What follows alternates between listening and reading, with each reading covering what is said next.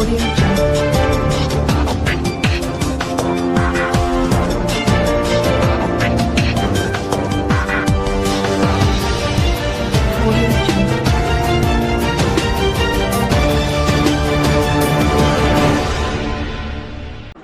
اللہ الرحمن الرحیم۔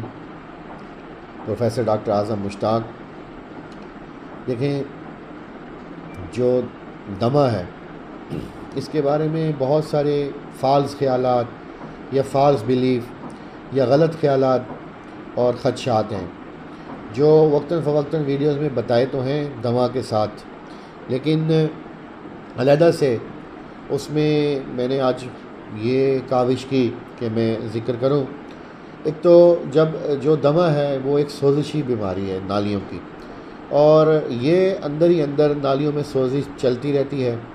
ایک تو یہ ایک سے دوسرے کو نہیں پھیلتا سانس یا کھانسی سے، جو کہ کھانستے وقت نارمل تو رکھنا ہی چاہیے کیونکہ دوسرے جراثیم وغیرہ تو جا سکتے، لیکن دمہ اٹ سیلف نہیں ٹرانسفر ہوتا۔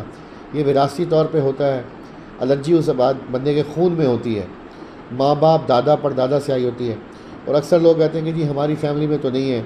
تو مسئلہ یہ کہ وہ جو پردادا ہے وہ تو فوت ہو چکے ہوتے ہیں تو اس سے انٹریکشن ہی نہیں ہوتا، لیکن خون کے ذریعے آ جاتی ہیں، یا کولیٹرل کہیں انکلز میں سے یا کسی بھی رشتہ داروں سے آ جاتا ہے، اور وہ بظاہر کہیں فیملی میں نہیں نہ بھی ہو تو بھی فیملی میں ہو سکتا ہے۔ دوسرا، فیملی میں نہ ہو تو ویسے الرجی ڈیولپ ہو سکتی ہے۔ اب ہم اس کے لیے چونکہ لمبا علاج ہے تو ہم خود انہیلر پمپ جو ہے وہ شروع کرواتے ہیں۔ تو لوگ کہتے ہیں کہ جی اس کی عادت ہو جائے گی، تو میں انہیں بتاتا ہوں کہ بھائی عادت نہیں، اس میں کوئی نشے کی دوائی نہیں، اس میں عام دوائی ہے جو پھیپھڑوں میں ڈائریکٹ جا کر اثر انداز ہوتی ہے اور جگر میں نہیں جاتی یا کم جاتی ہے اور خون میں نہیں جائے گی، سائیڈ ایفیکٹ نہیں کرتی، معدے میں جو دوائی ضائع ہوتی ہے وہ نہیں ہوگی، اس لیے تھوڑی مقدار میں پھیپھڑوں میں چلی جاتی ہے اور وہاں پہ رکاوٹ کو ختم کیے رکھتی ہے۔ چونکہ لگاتار بیماری ہے تو لگاتار دوائی چاہیے ہوتی ہے، اور جب اتنی تھوڑی مقدار میں تو اثر انداز کیسے ہوتی ہے؟ چونکہ لوکل ہے تو دوسری جگہوں پہ نہیں جاتی تو وہ تھوڑی ہی دوائی کارگر ہوتی ہے، اور تھوڑی دوائی کارگر ہونے کی وجہ سے سائیڈ ایفیکٹ کم ہوتے ہیں۔ بیماری چونکہ لمبی ہے، بعض دفعہ لائف لانگ ہے، زندگی بھر لینا ہے، تو اس کی وجہ سے ہم ہلکی دوائی دینا چاہتے ہیں۔ یوں سمجھیں کہ یہ پھیپھڑوں کے قطرے ہیں، لیکن آنکھ ناک کے قطرے ڈالتے ہیں، اس میں کوئی نقصان نہیں، آپ کو پتہ ہے، اس کی کوئی عادت نہیں ہوتی۔ جو پھیپھڑوں کے یہ قطرے ہیں نا، اگر ہم پھیپھڑوں میں قطرے ڈالیں تو پھیپھڑے تو ڈیپ پڑے ہیں، تو کوئی چیز ایسی نہیں ہے یا کوئی نلکی بنتے ہیں ویپر فارم میں یا پاؤڈر فارم میں، اور وہ چیسٹ میں جا کے قطروں کا کردار ادا کرتے ہیں، اور کنٹینیوس اینٹی سوزش یا اینٹی انفلامیٹری یا ضد ورم دوائی جاتی رہتی ہے، اور اس پھیپھڑے کو آگے ڈیزیز کو بڑھنے میں بھی کسی حد تک روکتی ہے، اور اگلے اٹیک سے بھی بچاتی ہے، اور سوزش جو نالیاں موٹی ہوتی رہتی ہیں اور نالیاں اندر ہی اندر لال ہو کے سوجتی رہتی ہیں اور پھیپھڑا ختم ہوتا جاتا ہے، پھیپھڑا کمزور ہوتا جاتا ہے، اس کو بھی بچاتی ہیں۔